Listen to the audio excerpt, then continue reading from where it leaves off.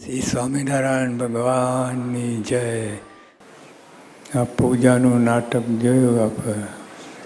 નાટક જ છે, ભલે વાસ્તવિકતા હોય પણ નાટક જ હોય. ભગવાને મને તો નાટક જ છે, પણ મહારાજ બધા ધામમાં તો લઈ જશે. પણ શુદ્ધ કરીને લઈ જશે. એમને આ ગોટાવાળાને ના લઈ જાય. તમને ચંતળમાં ઓલા દોરો ખેંચે ને એવી રીતે શુદ્ધ નહીં. ત્યાં તો એન્ટ્રી જ નથી શુદ્ધિકરણ વગર. લઈ જશે, પણ તમે જેટલા ગોટા વાર્યા કરશો એટલું મોડું થશે. અને બીજી વાત કે આ વ્યવહાર માર્ગ છે ખરેખર અમે વાત કરીએ છીએ, પણ તમારે બધી કેટલી માયા હોય, બધું કરવું પડે. પણ તો જો એક વાત સમજી રાખી હોય કે પૂજા એટલે અબજો રૂપિયા, અને તમારે આ તમારો વ્યવહાર બધું એ તો ચપટી 5, 25, 100 રૂપિયાની. તો બેમાં કયું પ્રિફર કરો? એટલે આપણે પૂજાની મહત્તા સમજવી જોઈએ. મહિમા હોય ને બરાબર થાય પૂજા. નહીં તો બધા ગમે એવા હોય, ગમે સારી રીતે પૂજા કરતા તો એ કંઈક આવી રીતે લોચો રહી જાય. આ તે બધા એવી રીતે ના કરતા હોય, પણ અમુક તો આદર્શ પૂજા કરતા હોય અને પણ એમાં ગ્રેડ પડે. પછી આ જે બધા ગ્રેડ આપણે જોયા, બધા તમાશા, બધું ભગવાનને મને આપણા મને કાર્યકર આદર્શ એના મને આ બધું ગોટાળો લાગે. પણ ભગવાન શુદ્ધ કરીને તમને લઈ જશે ખરા. ભગવાનનો આશરો છે એટલે છોડશે નહીં. તો પણ શુદ્ધ કર્યા વગર ના લઈ જાય. આવા ગોટાળા બધા કેટલા હોય. સારી રીતે પૂજા જેને આપણે અને આ વ્યવહારમાં જો પૈસાવાળાની વાત છે કે ઘણા પૈસાવાળા હોય છતાંય સેવા કરતા, પણ છતાંય આદર્શ પૂજા કરતા હોય. એ વાત પણ સાચી. બધા એવા ના હોય, બધાને સાચવવું પડે એવું ના હોય. પણ એટલે આ સત્સંગ આપણે એટલે જ ચાલે છે. ભલે પૂજા જેમ તેમ કરતા હોય, પણ પૈસાની જરૂર પડે. એટલે પણ જો એને સમજાવવાની વાત છે, બીજું કાંઈ નહીં. સમજણ આવે તો બધું કરે. પણ કેટલાને યોગ થયો નથી, એમને બેસીને સમજાવીને વાત કરી હોય તો જરૂર સુધારો થાય. અને કેટલો સુધારો થતાં પછી આદર્શ પૂજા કરવા લાગે.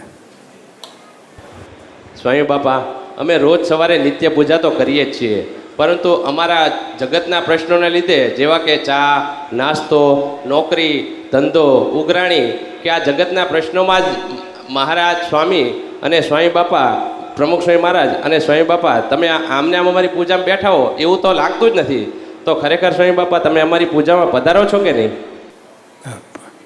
ભગવાન એવા નિર્માની છે, તમે બોલાવો આવે, જાઓ કે જતા રહે.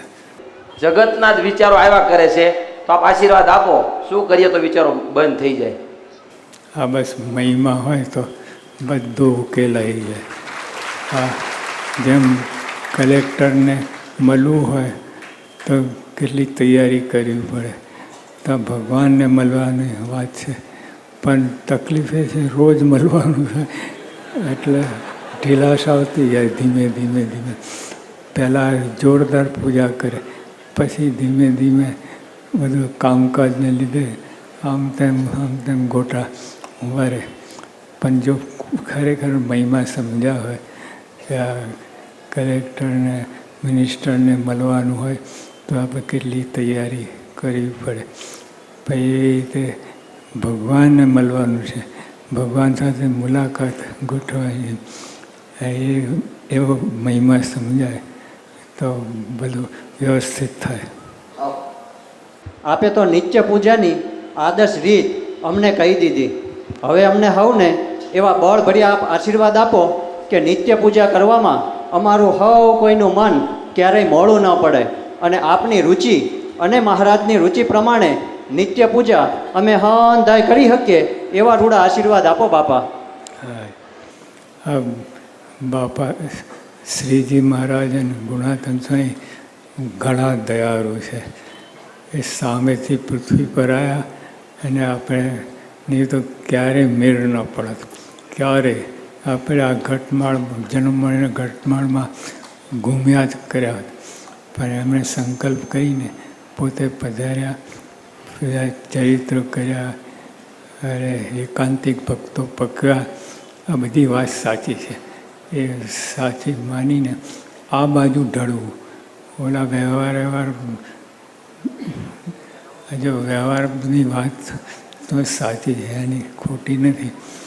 પણ મહિમા હોય ને, ભગવાન સાથે મુલાકાતની વાત છે તો બધું ટળી જાય. અને બધી એક એક ક્રિયા આપણે દાસભાવ, ગુણગ્રહણ, મહિમા આ બધું જ સમજાય. જો એક જ મહિમાની વાત આપણે ભગવાનનો મહિમા અને ભગવાનને મળવાની કેટલી મોટી વાત છે. એ જો હોય તો બીજું કાંઈ ઊભું ના રહે. સરસ પૂજા અને દાસના દાસ થવાનું ને મહિમા સમજવાનું, ગુણગ્રહણ કરવાનું બધું વ્યવસ્થિત થયા. અમે બધા કેવી રીતે નિત્ય પૂજા કરીએ તો આપ રાજી થવો, તેમજ અમારી નિત્ય પૂજાની આદર્શ રીત કેવી હોવી જોઈએ એની સુંદર વાત અમને કરો. જો પૂજા તો ડૉક્ટર સ્વામી વાત કરે છે, વ્યવસ્થિત કરે. એક પૂજા જ બધું સરસ થાય ને તો તમારે બીજી બધી ક્રિયામાં બરકત આવે. અને પૂજામાં ગડબડ થાય તો બધી આખો દિવસ ગડબડ ચાલ્યા કરે.